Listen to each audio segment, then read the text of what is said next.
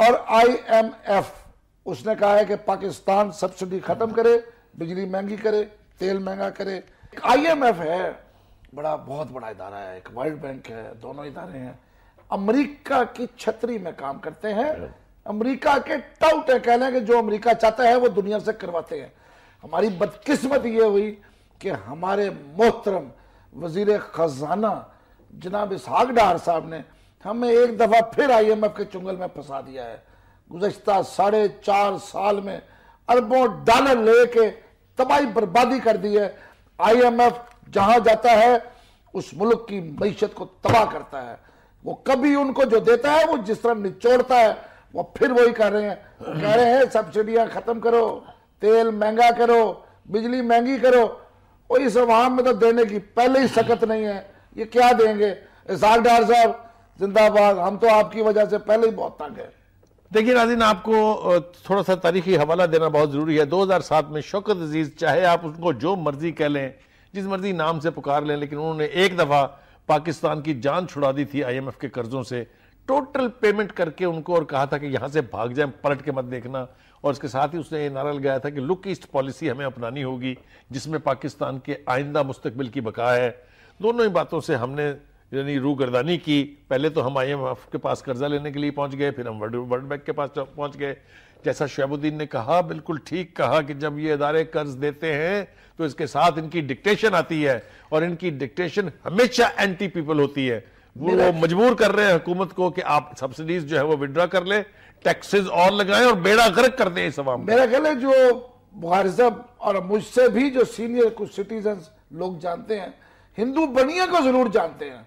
ہندو بنیا جو پیسہ دیتا تھا اور پھر سود ہی جاتا تھا، اصل کبھی ختم نہیں ہوتا تھا۔ یہی ہو رہا ہے۔ یہ اس سے بھی برے ادارے ہیں، یہ ہندو بنیے کی پالیسی پہ چلتے ہیں۔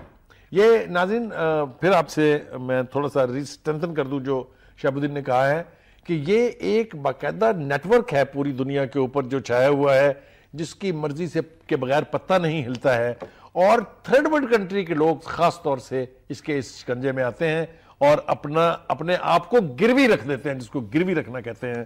یہ پالیسیاں کب تک جاری رہیں گی؟ خدا کے لیے ہمیں گراؤنڈ ریالٹی سے سبق سیکھنا چاہیے۔ ہماری قیادت کو بجائے اپنی بقا کی جنگ لڑنے کے کوشش کرنی چاہیے کہ پاکستان کے بقا کی جنگ لڑیں، وہ فیصلے کریں جس سے پاکستان کا ان تمام دباؤ، تمام پریشر سے جان چھٹ سکے۔ اسی میں پاکستان کی بہتری ہے۔ ویسے آئی ایم ایف سے پتہ نہیں کب جان چھٹے گی، کیونکہ اب جتنے قرضے ہو گئے ہیں نا، وہ سن کے رونگٹے کھڑے ہو جاتے ہیں کہ ہمارا ہر بچہ جو پیدا ہو رہا ہے وہ بہت ہی بیچارہ مقروض ہے۔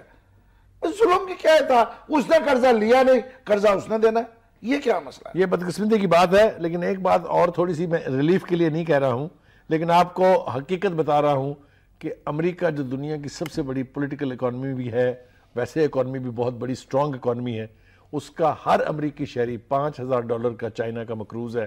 یہ آپ کی تفنن تباہ کے لیے میں نے عرض کر دیا، چائنا سے تو انہوں نے پیسے لیے ہیں نا۔ لیکن جی وہی کہہ رہا ہوں، لیکن یہ بات شہاب الدین کی بالکل ٹھیک ہے۔ خدا کے واسطے کب تک ہم اس قرضوں کے بوجھ تلے دبے عوام الناس کا خون کرتے رہیں گے، ان کا خون نچوڑ کے اپنے اللہ تللے کرتے رہیں گے؟ نان ڈیولپمنٹل ایکسپینڈیچر جو ہے وہ تباہ کیے ہوئے ہے۔ ہمارے لیڈرشپ کو پھر چاہیے کہ ان پالیسیوں پر نظر ثانی کریں، اور آئی ایم ایف جیسی قرض جو ہے، ورلڈ بینک جیسی قرض جو ہے، اس سے اس عوام کو نجات دلائیں۔ بہت بھگت لیا یار اس عوام نے اتنا اس کا سب کچھ۔